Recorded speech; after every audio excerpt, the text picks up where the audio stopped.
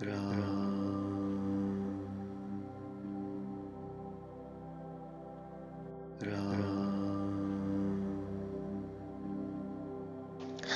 बप्पा, हाय मैया, इस अवसर पर हमें कौन बचाएगा।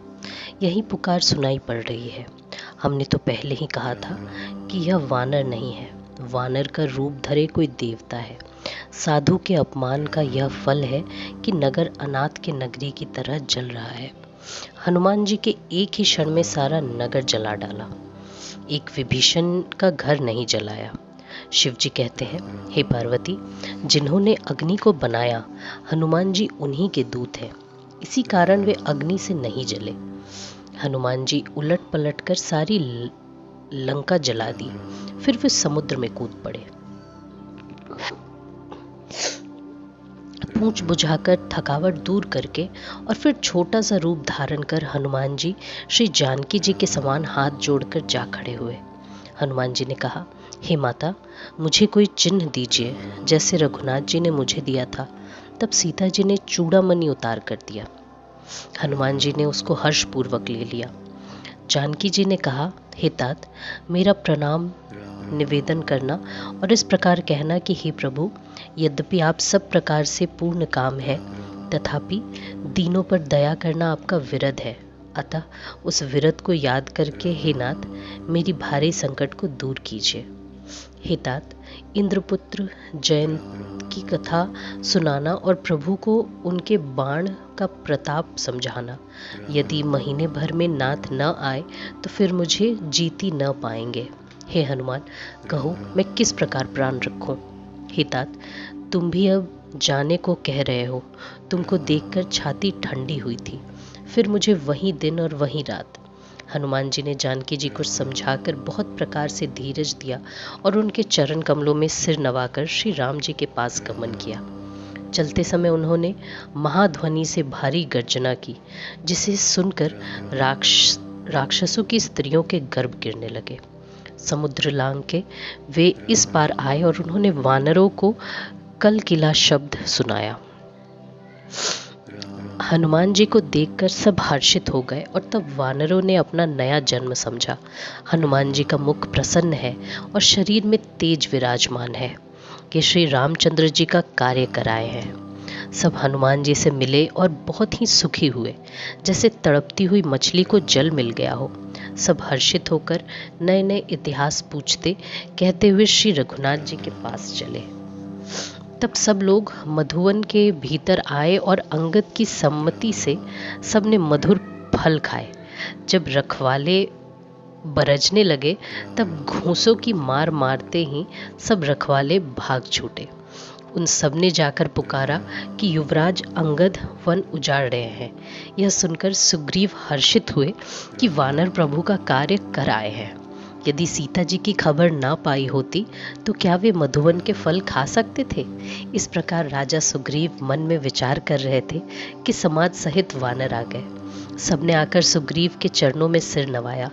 कपिराज सुग्रीव सभी से बड़े प्रेम के साथ मिले। उन्होंने कुशल पूछी। तब वानरों ने उत्तर दिया, आपके चरणों के दर्शन से सब कुशल है। श्री राम जी की कृपा से विशेष कार्य हुआ। हे नाथ, हनुमान ने ही सब कार्य किया और सब वानरों के प्राण बचा लिए। यह सुनकर सुग्रीव जी हनुमान जी से फिर मिले और सब वानरों समेत रघुनाथ जी के पास चले। श्री राम जी ने सब वानरों को कार्य किए हुए आते देखा, तब उनके मन में विशेष हर्ष हुआ। दोनों भाई स्फटिक शिला पर बैठे थे। सब वानर जाके उनके चरणों पे गिर पड़े। दया की राशि श्री रघुनाथ जी सबसे प्रेम सहित गले लगकर मिले और कुशल पूछी। वानरों ने कहा, हे नाथ, आपके चरण कमलों के दर्शन पाने से सब कुशल है। जामवन ने कहा, हे रघुनाथ जी सुनिए। हे नाथ, जिस पर आप दया करते हैं उसे सदा कल्याण और निरंतर कुशल है। देवता, मनुष्य और मुनि सभी उस पर प्रसन्न रहते हैं। वही विजयी है, वही विनय है और वही गुणों का समुद्र बन जाता है। उसी का सुंदर यश तीनों लोकों में प्रकाशित होता है। प्रभु की कृपा से सब कार्य हुआ। आज हमारा जन्म सफल हो गया। हे नाथ, पवन पुत्र हनुमान ने जो करनी की उसका हजारों मुखों से भी वर्णन नहीं किया जा सकता। तब जाम्बवान ने हनुमान जी के सुंदर चरित्र श्री रघुनाथ जी को सुनाए। वे चरित्र सुनने पर कृपानिधि रामचंद्र जी के मन को बहुत ही अच्छे लगे। उन्होंने हर्षित होकर हनुमान जी को फिर हृदय से लगा लिया और कहा, हे तात, कहो सीता किस प्रकार रहती और अपने प्राणों की रक्षा करती है। हनुमान जी ने कहा, आपका नाम रात दिन पहरा देने वाला है, आपका ध्यान ही किवाड़ है, नेत्रों को अपने चरणों में लगाए रहती हैं, यही ताला लगा है, फिर प्राण जाए तो किस मार्ग से। चलते समय उन्होंने मुझे चूड़ामणि दिया। श्री रघुनाथ जी ने उसे लेकर हृदय से लगा लिया। हनुमान जी फिर कहा, हे नाथ, दोनों नेत्रों में जल भरकर जानकी जी ने मुझसे कुछ वचन कहे। छोटे भाई समेत प्रभु के चरण पकड़ना, आप दीन बंधु हैं, शरणागत के दुखों को हरने वाले हैं और मैं मन वचन और कर्म से आपके चरणों की अनुरागिनी हूँ। फिर स्वामी ने मुझे किस अपराध से त्याग दिया। एक दोष मैं अपना मानती हूँ कि आपका वियोग होते ही मेरे प्राण नहीं चले गए, किंतु हे नाथ, यह तो नेत्रों का अपराध है जो प्राणों के निकलने में हठपूर्वक बाधा देते हैं। विरह अग्नि है, शरीर रूई है और श्वास पवन है। इस प्रकार यह शरीर क्षण मात्र में जल सकता है, परंतु नेत्र अपने हित के लिए जल बरसाते हैं, जिससे विरह की आग से ही देह जलने नहीं पाती।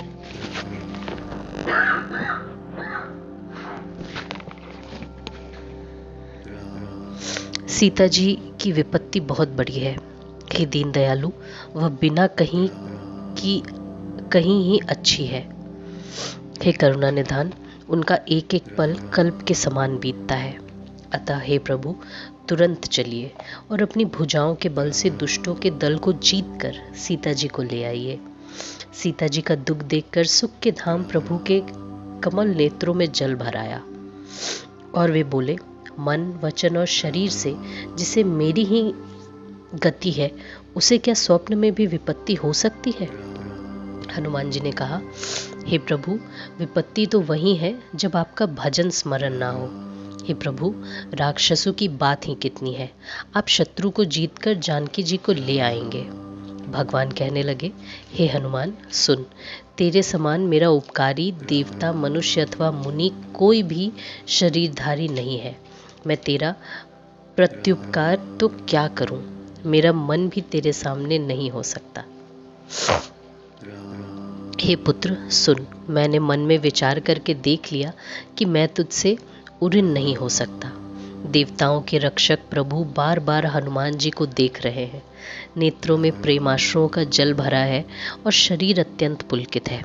प्रभु के वचन सुनकर और उनके मुख तथा अंगों को देखकर हनुमान जी हर्षित हो गए और प्रेम में विकल होकर, हे भगवान, मेरी रक्षा करो कहते हुए श्री राम जी के चरणों में गिर पड़े। प्रभु उनको बार बार उठाना चाहते हैं, परंतु प्रेम में डूबे हुए हनुमान जी को चरणों से उठाना सुहाता नहीं। प्रभु का कर कमल हनुमान जी के सिर पर है। उस स्थिति का स्मरण करके शिवजी प्रेम मग्न हो गए। फिर मन को सावधान करके शंकर जी अत्यंत सुंदर कथा कहने लगे। हनुमान जी को उठाकर प्रभु ने हृदय से लगाया और हाथ पकड़कर अत्यंत निकट बैठा लिया। हे हनुमान, बताओ तो, रावण के द्वारा सुरक्षित लंका और उसके बड़े बांके किलों को तुमने किस तरह जलाया। हनुमान जी ने प्रभु को प्रसन्न जाना और वे अभिमान रहित वचन बोले। बंदर का बस यही बड़ा पुरुषार्थ है कि वह एक डाल से दूसरी डाल पर चला जाता है। मैंने जो समुद्र लांघकर सोने का नगर जलाया, वह राक्षस गणों को मारकर अशोक वन को उजाड़ डाला। यह सब तो हे श्री रघुनाथ जी, आप ही की प्रताप है। हे नाथ, इसमें मेरी प्रभुता कुछ भी नहीं है। हे प्रभु, जिस पर आप प्रसन्न हो उसके लिए कुछ भी कठिन नहीं। आपके प्रभाव से रुई बड़वानल को निश्चय ही जला सकती है। हे नाथ, मुझे अत्यंत सुख देने वाले अपनी निश्चल भक्ति कृपा करके दीजिए।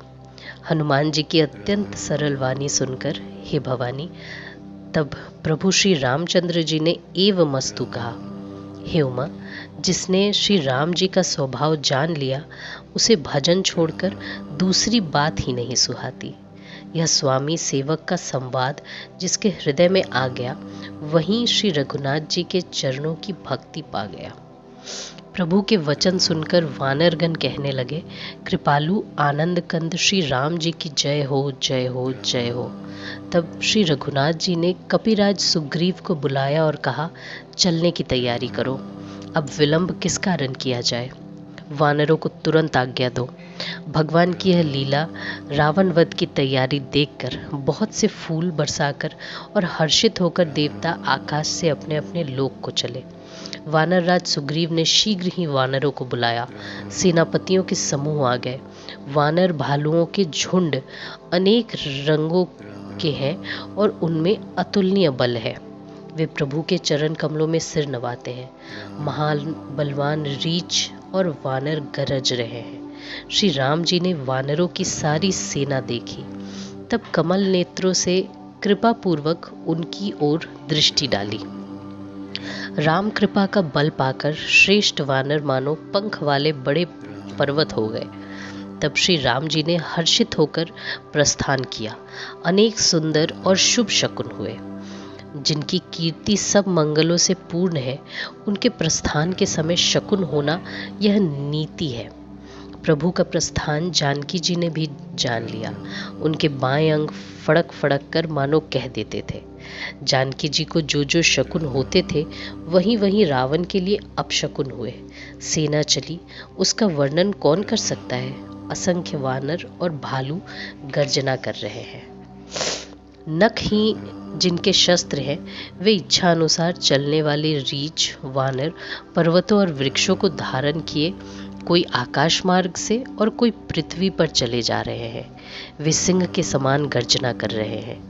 दिशाओं के हाथी विचलित होकर चिंघार रहे हैं। दिशाओं के हाथी चिंघारने लगे, पृथ्वी डोलने लगी, पर्वत चंचल हो गए और समुद्र खलबला उठा। गंधर्व देवता मुनि नाग किन्नर सबके सब मन में हर्षित हुए कि हमारे दुख टल गए। अनेकों करोड़ भयानक वानर योद्धा कटकटा रहे हैं और करोड़ों ही दौड़ रहे हैं। प्रबल प्रताप कौशलनाथ श्री रामचंद्र जी की जय हो, ऐसा पुकारते हुए वे उनके गुण समूहों को गा रहे हैं। उदार सर्पराज शेष जी भी सेना का बोझ नहीं सह सकते। वे बार बार मोहित हो जाते हैं और पुनः पुनः कच्छप की कठोर पीठ को दांत से पकड़ते हैं। ऐसा करते वे कैसे शोभा दे रहे हैं, मानो श्री रामचंद्र जी की सुंदर प्रस्थान यात्रा को परम सुहावनी जानकर उसकी अचल पवित्र कथा को सर्पराज शेष जी कच्छप की पीठ पर लिख रहे हो। इस प्रकार कृपा निधान श्री रामचंद्र जी समुद्र तट पर जा उतरे।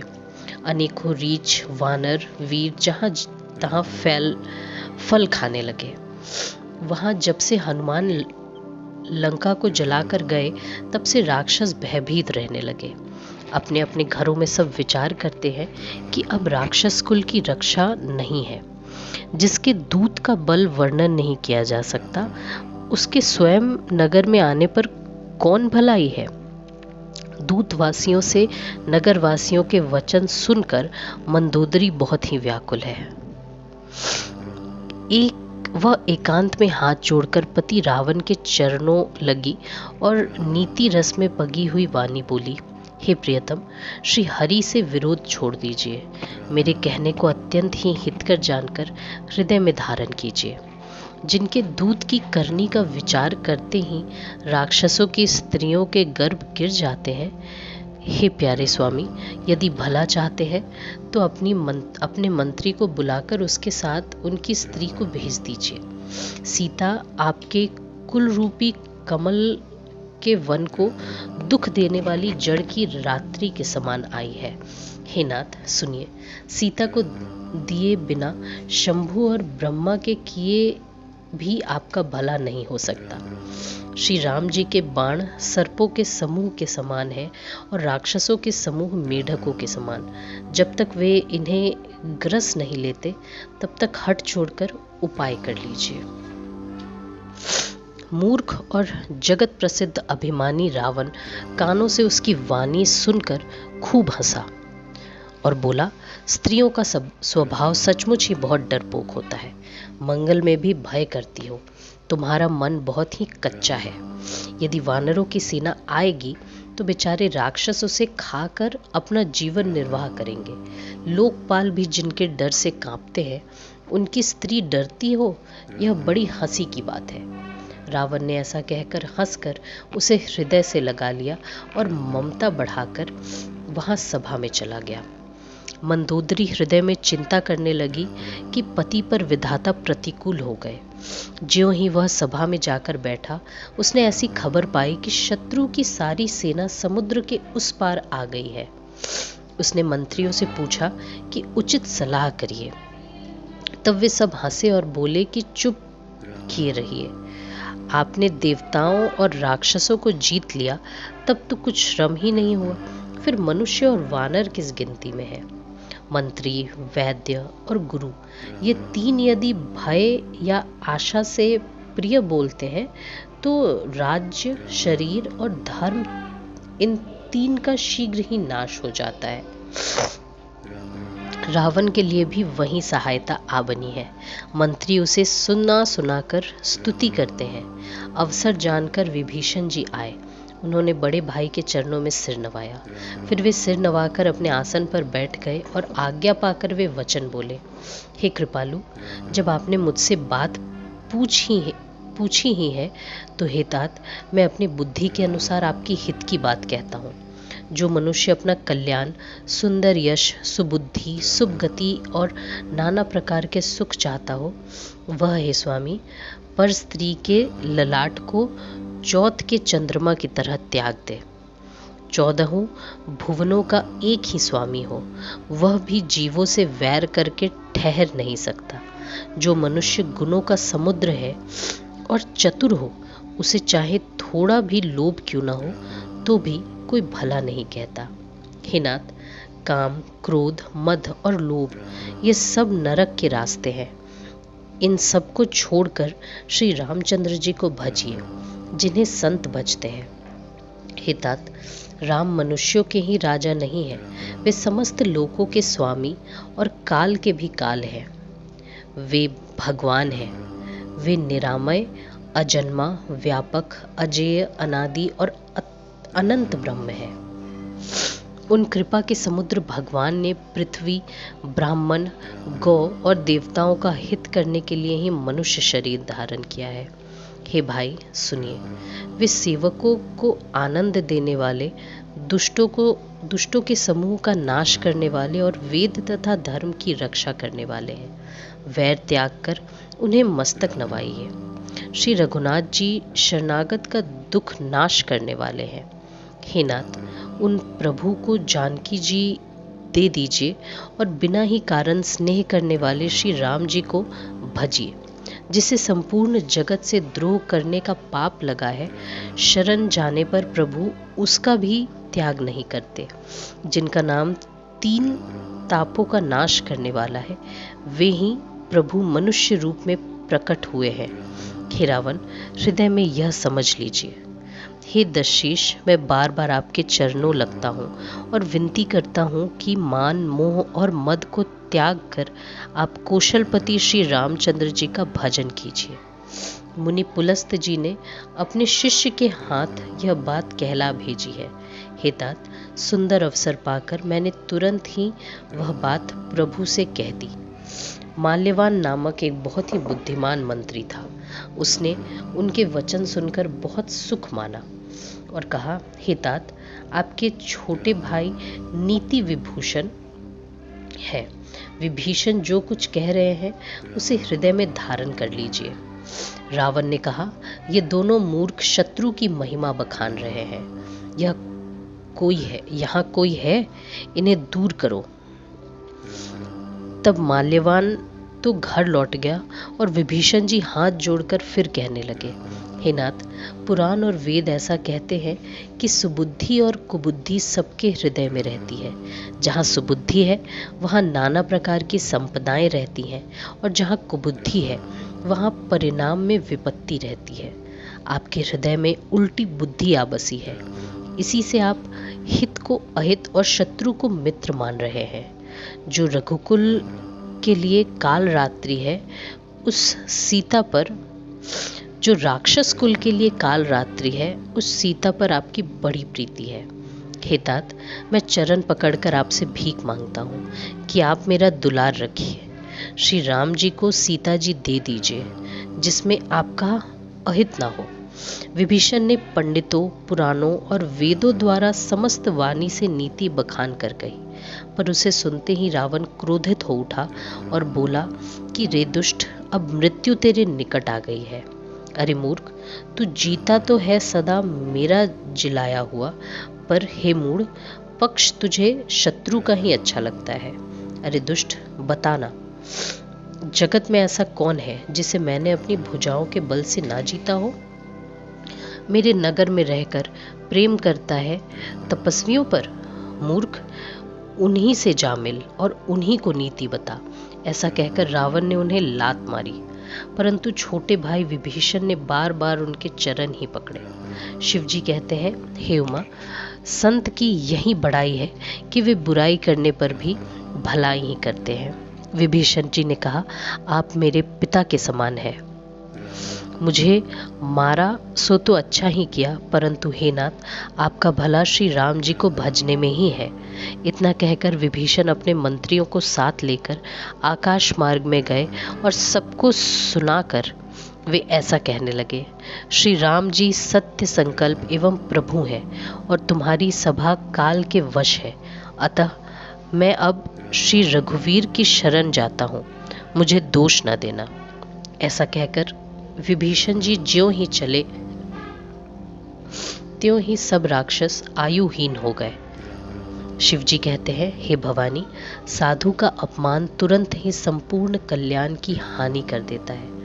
रावण ने जिस क्षण विभीषण को त्यागा, उसी क्षण वो अभागा वैभव से हीन हो गया। विभीषण जी हर्षित होकर मन में अनेकों मनोरथ करते हुए श्री रघुनाथ जी के पास चले। वे सोचते जाते थे, मैं जाकर भगवान के कोमल और लाल वर्ण के सुंदर चरण कमलों के दर्शन करूंगा, जो सेवकों को सुख देने वाले हैं, जिन चरणों का स्पर्श पाकर ऋषि पत्नी अहिल्या तर गई और जो दंडक वन को पवित्र करने वाले हैं, जिन चरणों को जानकी जी ने हृदय में धारण कर रखा है, जो कपट मृग के साथ पृथ्वी पर दौड़े थे और जो चरण कमल साक्षात शिव जी के हृदय रूपी सरोवर में विराजते हैं। मेरा अहोभाग्य है कि उन्हीं को आज मैं देखूंगा। जिन चरणों की पादुकाओं में भरत जी ने अपना मन लगा रखा है, आहा, आज मैं उन्हीं चरण कमलों को अभी जाकर इन नेत्रों से देखूंगा। इस प्रकार प्रेम सहित विचार करते हुए वे शीघ्र ही समुद्र के इस पार आ गए। वानरों ने विभीषण को आते देखा तो उन्होंने जाना कि शत्रु का कोई खास दूत है। उन्हें ठहराकर वे सुग्रीव के पास आए और उनको सब समाचार कह सुनाए। सुग्रीव ने कहा, हे रघुनाथ जी, सुनिए, रावण का भाई आपसे मिलने आया है। प्रभु श्री राम जी ने कहा, हे मित्र, तुम क्या समझते हो? वानरराज सुग्रीव ने कहा, हे महाराज, सुनिए, राक्षसों की माया जानी नहीं जाती। यह इच्छा अनुसार रूप बदलने वाला न जाने किस कारण आया है। जान पड़ता है यह मूर्ख हमारा भेद लेने आया है। इसीलिए मुझे तो यह अच्छा लगता है कि इसे बांध रखा जाए। श्री राम जी ने कहा, हे मित्र, तुमने नीति तो अच्छी विचारी, परंतु मेरा प्रण तो है शरणागत के भय को हर लेना। प्रभु के वचन सुनकर हनुमान जी हर्षित हुए और मन ही मन कहने लगे कि भगवान कैसे शरणागत वत्सल है। श्री राम जी फिर बोले, जो मनुष्य अपने हित का अनुमान करके शरण में आए हुए का त्याग कर देते हैं, वे पामर है, पापमय है, उन्हें देखने में भी हानि है। जिसे करोड़ों ब्राह्मणों की हत्या लगी हो, शरण में आने पर मैं उसे भी नहीं त्यागता। जीव ज्यों ही मेरे सम्मुख होता है, त्यों ही उसके करोड़ों जन्मों के पाप नष्ट हो जाते हैं। पापी का यह सहज स्वभाव होता है कि मेरा भजन उसे कभी नहीं सुहाता। यदि वह निश्चय ही दुष्ट हृदय का होता तो क्या वह मेरे सम्मुख आ सकता था? जो मनुष्य निर्मल मन का होता है वही मुझे पाता है। मुझे कपट और छल छिद्र नहीं सुहाते। यदि उसे रावण ने भेद लेने को भेजा है तब भी हे सुग्रीव, अपने को कुछ भी भय या हानि नहीं है, क्योंकि हे सखे, जगत में जितने भी राक्षस हैं लक्ष्मण क्षण भर में उन सबको मार सकते हैं, और यदि वह भयभीत होकर मेरे शरण आया है तो मैं उसे प्राणों की तरह रखूंगा। कृपा के धाम श्री राम जी ने हंसकर कहा, दोनों ही स्थितियों में उसे ले आओ। तब अंगद और हनुमान सहित सुग्रीव जी कृपालु श्री रामचंद्र जी की जय हो कहते हुए चले। विभीषण जी को आदर सहित आगे करके वानर फिर वहां चले जहां करुणा की खान श्री रघुनाथ जी थे। नेत्रों को आनंद का दान देने वाले दोनों भाइयों को विभीषण जी ने दूर से ही देखा। फिर शोभा के धाम श्री राम जी को देखकर वे पलक रोक कर ठिठक कर एकटक देखते ही रह गए। भगवान की विशाल भुजाएं हैं, लाल कमल के समान नेत्र हैं और शरणागत के भय का नाश करने वाला सांवला शरीर है। सिंह के से कंधे हैं, विशाल वक्षस्थल अत्यंत शोभा दे रहा है। असंख्य कामदेवों के मन को मोहित करने वाला मुख है। भगवान के स्वरूप को देखकर विभीषण जी के नेत्रों में जल भर आया और शरीर अत्यंत पुलकित हो गया। फिर मन में धीरज धरकर उन्होंने कोमल वचन कहे, हे नाथ, मैं दशमुख रावण का भाई हूँ। हे देवताओं के रक्षक, मेरा जन्म राक्षस कुल में हुआ है। मेरा तामसी शरीर है, स्वभाव से ही मुझे पाप प्रिय है। जैसे उल्लू को अंधकार पर सहज स्नेह होता है, मैं कानों से आपका सुयश सुनकर आया हूँ कि प्रभु भव के भय का नाश करने वाले हैं। हे दुखियों के दुख दूर करने वाले और शरणागतों को सुख देने वाले श्री रघुवीर, मेरी रक्षा कीजिए, रक्षा कीजिए। प्रभु ने उन्हें ऐसा कहकर दंडवत करते देखा तो वे अत्यंत हर्षित होकर तुरंत उठे। विभीषण जी के दीन वचन सुनने पर प्रभु के मन को बहुत ही भाए। उन्होंने अपनी विशाल भुजाओं से पकड़कर उनको हृदय से लगा लिया। छोटे भाई लक्ष्मण सहित गले मिलकर उनको अपने पास बैठाया। श्री रामचंद्र जी भक्तों के भय भरने वाले वचन बोले, हे लंकेश, परिवार सहित अपनी कुशल कहो। तुम्हारा निवास बुरी जगह पर है, दिन रात दुष्टों की मंडली में बसते हो। हे सखे, तुम्हारा धर्म किस प्रकार निपटा है? मैं तुम्हारी सब रीति जानता हूँ। तुम अत्यंत नीति निपुण हो, तुम्हें अनीति नहीं सुहाती। हे तात, नरक में रहना वरंग अच्छा है, परंतु विधाता दुष्ट का संग ना दे। विभीषण जी ने कहा, हे रघुनाथ जी, अब आपके चरणों का दर्शन कर कुशल से हूँ। जो आपने अपना सेवक जानकर मुझ पर दया की है, तब तक जीव की कुशल नहीं और न स्वप्न में भी उसके मन को शांति है, जब तक वो शोक के घर काम को छोड़कर श्री रामचंद्र जी को नहीं भजता।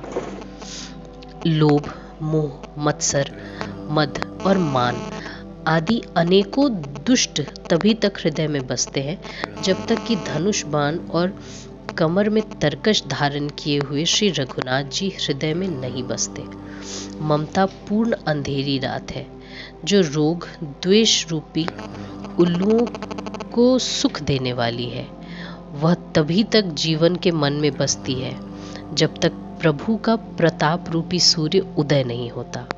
हे श्री राम जी, आपके चरना रविंद के दर्शन कर अब मैं कुशल से हूँ। मेरे भारी भय मिट गए। हे कृपालु, आप जिस पर अनुकूल होते हैं उसे तीनों प्रकार के भवशूल, आध्यात्मिक, आधि दैविक और आदि भौतिक ताप नहीं व्यापते। मैं अत्यंत नीच स्वभाव का राक्षस हूँ। मैंने कभी शुभ आचरण नहीं किया। जिनका रूप मुनियों के भी ध्यान में नहीं आता, उन प्रभु ने स्वयं हर्षित होकर मुझे हृदय से लगा लिया। हे कृपा और सुख के पुंज राम जी, मेरा अत्यंत असीम सौभाग्य है जो मैंने ब्रह्मा और शिव जी के द्वारा सेवित युगल चरण कमलों को अपने नेत्रों में देखा। श्री रामचंद्र जी ने कहा, हे सखा सुनो, मैं तुम्हें अपना स्वभाव कहता हूँ, जिसे काकभूषणी शिवजी और पार्वती जी भी जानती हैं। कोई मनुष्य जड़ चेतन जगत का द्रोही हो, यदि वह भी भयभीत होकर मेरी शरण तक कर आ जाए और मद मोह और नाना प्रकार के छल कपट त्याग दे, तो मैं उसे बहुत शीघ्र साधु के समान कर देता हूँ।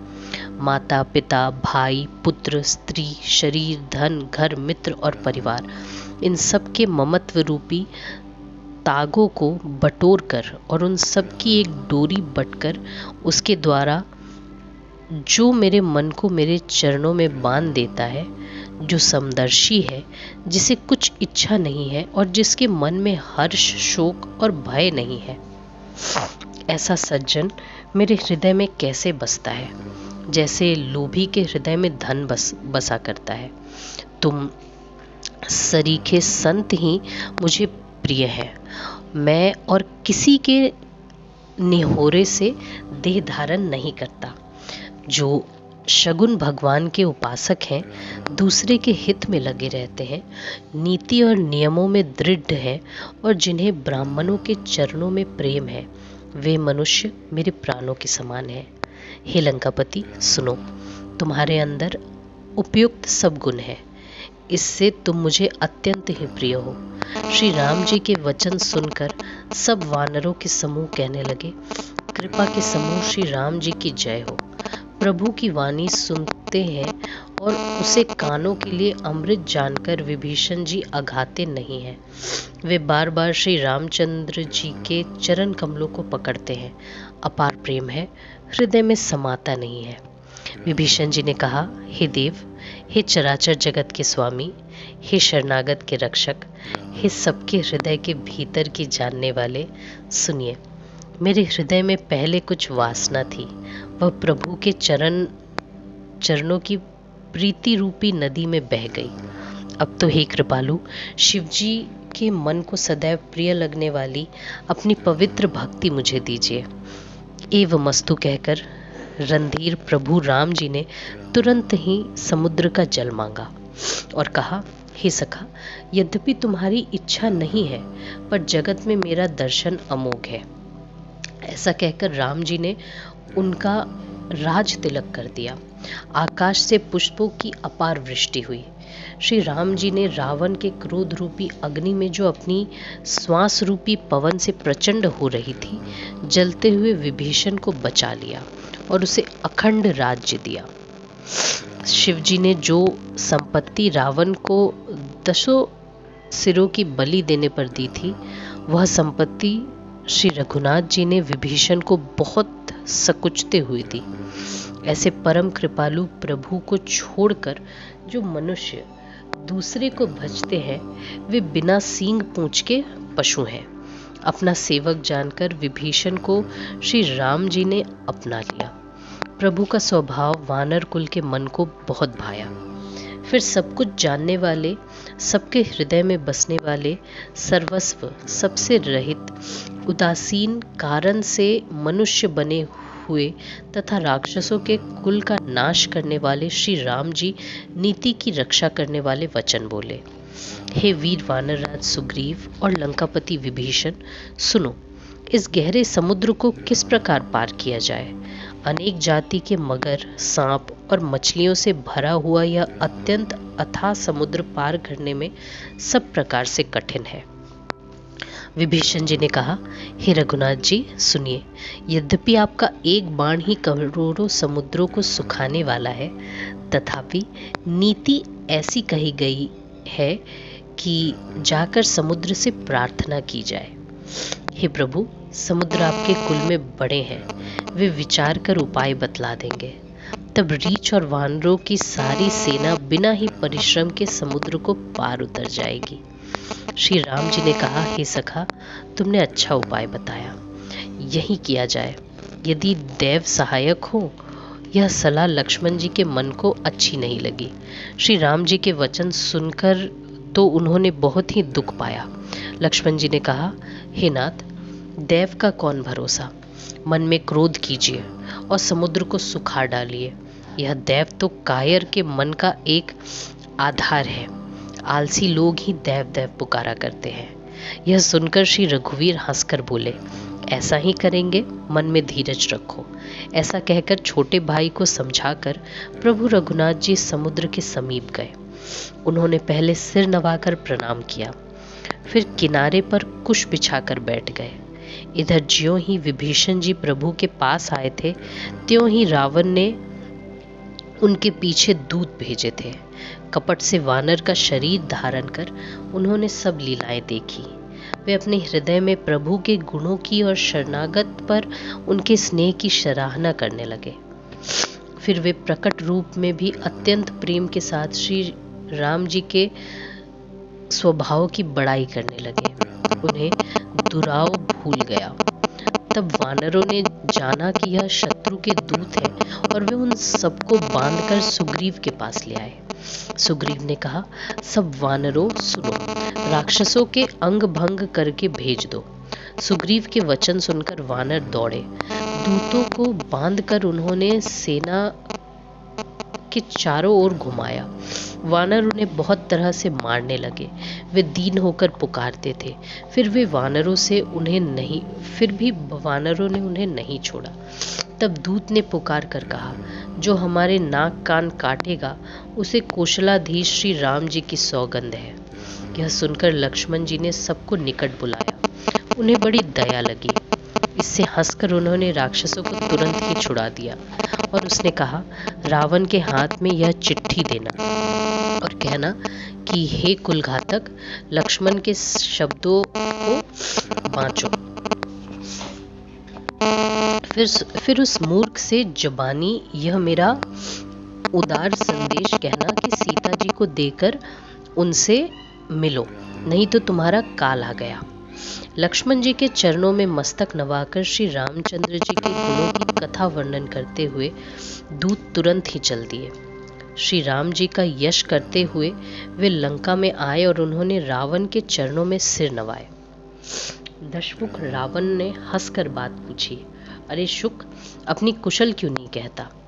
फिर उस विभीषण का समाचार सुना, मृत्यु जिसके अत्यंत निकट आ गई है। मूर्ख ने राज करते हुए लंका को त्याग दिया, अभागा अब जौ का कीड़ा बनेगा। साथ जैसे घुन भी पिस जाता है, वैसे ही नर वानरों के साथ वह भी मारा जाएगा। फिर भालू और वानरों की सेना का हाल क्या है, जो कठिन काल की प्रेरणा से यहाँ चली आई है और जिनके जीवन का रक्षक कोमल चित्त वाला बेचारा समुद्र बन गया है। फिर उन तपस्वियों की बात बता, जिनके हृदय में मेरा बड़ा डर है। उनसे तेरी भेंट हुई या वे कानों से मेरा सुयश सुनकर ही लौट गए। शत्रु सेना का तेज और बल बताता क्यों नहीं। तेरा चित्त बहुत ही चकित हो रहा है।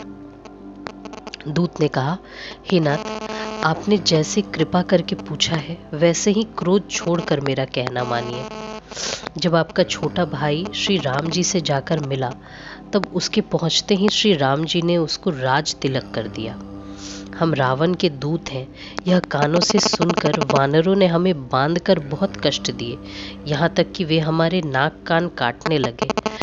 श्री राम जी की शपथ दिलाने पर कहीं उन्होंने हमको छोड़ा।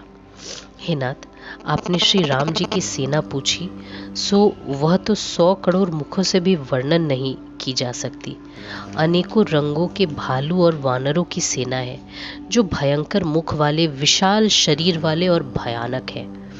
जिसने नगर को जलाया और आपके पुत्र अक्षय कुमार को मारा, उसका बल तो सब वानरों में थोड़ा है।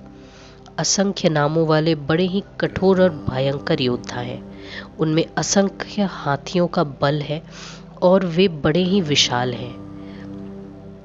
द्विविध, मयंद, नील, नल, अंगद, गद, विकटास्य, दधिमुख, केसरी, निषट, शठ और जाम्बवान, यह सभी बल की राशि हैं। यह सब वानर बल में सुग्रीव के समान है और इनके जैसा एक दो नहीं करोड़ों है। उन बहुत सौ को गिन ही कौन सकता है। श्री राम जी की कृपा से उनमें अतुलनीय बल है। वे तीनों लोकों को तृण के समान समझते हैं। हे दशग्रीव, मैंने कानों से ऐसा सुना है कि 18 पद्म तो अकेले वानरों के सेनापति हैं। हे नाथ, उस सेना में ऐसा कोई वानर नहीं है जो आपको रण में ना जीत सके। सबके सब अत्यंत क्रोध से हाथ मींचते हैं, पर श्री रघुनाथ जी उन्हें आज्ञा नहीं देते। हम मछलियों तथा सांपों सहित समुद्र को सूख लेंगे, नहीं तो बड़े बड़े पर्वतों से उसे भर कर पार कर देंगे और रावण को मसल कर धूल में मिला देंगे। सब वानर ऐसे ही वचन कह रहे हैं, सब सहज ही निडर हैं। इस प्रकार गरजते और डपटते हैं मानो लंका को निगल ही जाना चाहते हैं। सब वानर भालू सहज ही शूरवीर हैं। फिर उनके सिर पर प्रभु श्री राम जी हैं। हे रावण, वे संग्राम में करोड़ों कालों को जीत सकते हैं। श्री रामचंद्र जी के तेज, बल और बुद्धि की अधिकता को लाखों शेष भी नहीं गा सकते। वे एक ही बाण से सैकड़ों समुद्रों को सोख सकते हैं, परंतु नीति निपुण श्री राम जी ने आपके भाई से उपाय पूछा। उनके वचन सुनकर वे समुद्र से राह मांग रहे हैं। उनके मन में कृपा भरी है। दूतों के यह वचन सुनते ही रावण खूब हंसा। जब ऐसी बुद्धि है तभी तो वानरों को सहायक बनाया है।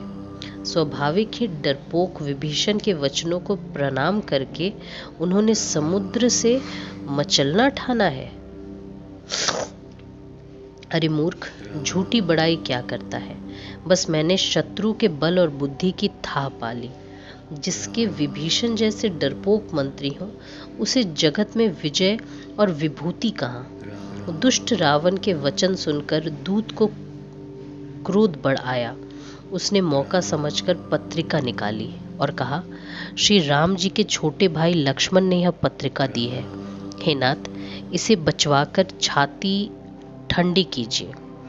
रावण ने हंसकर उसे बाएं हाथ से लिया और मंत्री को बुलवाकर वह मूर्ख उसे बांचने लगा। पत्रिका में लिखा था, अरे मूर्ख, केवल बातों से ही मन को रिझाकर अपने कुल को नष्ट भ्रष्ट ना कर। श्री राम जी से विरोध करके तू विष्णु, ब्रह्मा और महेश की शरण जाने पर भी नहीं बचेगा। या तो अभिमान छोड़कर अपने छोटे भाई विभीषण की बाती प्रभु के चरण कमलों का भ्रमर बन जा, अथवा रे दुष्ट, श्री राम जी के बाण रूपी अग्नि में परिवार सहित पतिंगा हो जा। पत्रिका सुनते ही रावण मन में भयभीत हो गया, परंतु मुख से मुस्कुराता हुआ वह सबको सुनाकर कहने लगा, जैसे कोई पृथ्वी पर पड़ा हुआ हाथ से आकाश को पकड़ने की चेष्टा करता हो, वैसे ही यह छोटा तपस्वी वागी विलास करता है। शुक ने कहा, हे नाथ, अभिमानी स्वभाव को छोड़कर सब बातों को सत्य समझिए। क्रोध छोड़कर मेरा वचन सुनिए। हे नाथ, श्री राम जी से वैर त्याग दीजिए। यद्यपि श्री रघुवीर समस्त लोकों के स्वामी हैं, पर उनका स्वभाव अत्यंत ही कोमल है। मिलते ही प्रभु आप पर कृपा करेंगे और आपका एक भी अपराध वे हृदय में नहीं रखेंगे। जानकी जी श्री रघुनाथ जी को दे दीजिए। हे प्रभु, इतना कहना मेरा कीजिए। जब उसने जानकी जी को देने के लिए कहा, तब दुष्ट रावण ने उसको लात मारी। वह भी चरणों में सिर नवाकर वहीं चला जहां कृपा सागर श्री रघुनाथ जी थे। प्रणाम करके उसने अपनी कथा सुनाई और श्री राम जी की कृपा से अपनी गति पाई। शिव जी कहते हैं, हे भवानी, वह ज्ञानी मुनि था। अगस्त्य ऋषि के शाप से राक्षस हो गया था। बार बार श्री राम जी के चरणों की वंदना करके वह मुनि अपने आश्रम को चला गया। इधर 3 दिन बीत गए, किंतु जड़ समुद्र विनय नहीं मानता। तब श्री राम जी क्रोध सहित बोले, बिना भय के प्रीति नहीं होती। हे लक्ष्मण, धनुष बाण लाओ, मैं अग्नि बाण से समुद्र को सोख डालूं। मूर्ख से विनय, कुटिल के साथ प्रीति, स्वाभाविक ही कंजूस से सुंदर नीति। ममता में फंसे हुए मनुष्य से ज्ञान की कथा, अत्यंत लोभी से वैराग्य का वर्णन, क्रोधी से शाम की बात और कामी से भगवान की कथा, इनका वैसा ही फल होता है जैसा उसर में बीज बोने से होता है। ऐसा कहकर श्री रघुनाथ जी ने धनुष चढ़ाया। यह मत लक्ष्मण जी के मन को बहुत अच्छा लगा। प्रभु ने भयानक बाण संधान किया, जिससे समुद्र के हृदय के अंदर अग्नि ज्वाला उठी, मगर सांप तथा मछलियों के समूह व्याकुल हो गए। जब समुद्र ने जीवों को जलते जाना, तब सोने के थाल में अनेक मणियों को भरकर अभिमान छोड़कर वह ब्राह्मण के रूप में आया। काकभूषणी जी कहते हैं, हे गरुड़ जी सुनिए, चाहे कोई करोड़ों उपाय करके सींचे, पर केला तो काटने पर ही फलता है। नीच विनय से नहीं मानता, वह डांटने पर ही झुकता है। समुद्र ने भयभीत होकर प्रभु के चरण पकड़कर कहा, हे नाथ, मेरे सब अवगुण क्षमा कीजिए। हे नाथ, आकाश, वायु, अग्नि, जल, पृथ्वी, इन सब की करनी स्वभाव से ही जड़ है। आपकी प्रेरणा से माय ने इन्हें सृष्टि के लिए उत्पन्न किया है। सब ग्रंथों ने यही गाया है। जिसके लिए स्वामी की जैसी आज्ञा है, वह उसी प्रकार से रहने में सुख पाता है। प्रभु ने अच्छा किया जो मुझे शिक्षा दी, किंतु मर्यादा भी आपकी ही बनाई हुई है। ढोल, गवार, शूद्र, पशु और स्त्री, यह सब शिक्षा के अधिकारी हैं। प्रभु के प्रताप से मैं सुख पाऊंगा और सेना पार उतर जाएगी, इसमें मेरी बड़ाई नहीं है। तथापि प्रभु की आज्ञा अपेल है, अर्थात आपकी आज्ञा का उल्लंघन नहीं हो सकता, ऐसा वेद गाते हैं। अब आपको जो अच्छा लगे मैं तुरंत वही करूँगा। समुद्र के अत्यंत विनीत वचन सुनकर कृपालु श्री राम जी ने मुस्कुराकर कहा, हे तात, जिस प्रकार वानरों की सेना पार उतर जाए वह उपाय बताओ। समुद्र ने कहा, हे नाथ, नल और नील दो वानर भाई हैं। उन्होंने लड़कपन में ऋषि से आशीर्वाद पाया था। उसके स्पर्श कर लेने से ही भारी भारी पहाड़ भी आपके प्रताप से समुद्र पर तैर जाएंगे। मैं भी प्रभु की प्रभुता को हृदय में धारण कर अपने बल के अनुसार सहायता करूंगा। हे नाथ, इस प्रकार समुद्र को बधाइए, जिससे तीनों लोकों में आपका सुंदर यश हो गया जाए। इस बाण से मेरे उत्तर तट पर रहने वाले पाप के राशि दुष्ट मनुष्यों का वध कीजिए। कृपालु और रणधीर श्री राम जी ने समुद्र के मन की पीड़ा सुनकर उसे तुरंत ही हर लिया। श्री राम जी का भारी बल और पौरुष देखकर समुद्र हर्षित होकर सुखी हो गया। उसने उन दुष्टों का सारा चरित्र प्रभु को कह सुनाया, फिर चरणों की वंदना करके समुद्र चला गया। समुद्र अपने घर चला गया। श्री रघुनाथ जी को यह मत अच्छा लगा। यह चरित्र कलयुग के पापों को हरने वाला है। इसे तुलसीदास ने अपनी बुद्धि के अनुसार गाया है। श्री रघुनाथ जी के गुण समूह सुख के धाम, संदेह का नाश करने वाले और विषाद का दमन करने वाले हैं। अरे मूर्ख मन, तू संसार का सब आशा भरोसा त्याग कर निरंतर इन्हें गा और सुन। श्री रघुनाथ जी का गुणगान संपूर्ण सुंदर मंगलों का देने वाला है। जो इसे आदर सहित सुनेंगे वे बिना किसी जहाज के ही भवसागर को तर जाएंगे।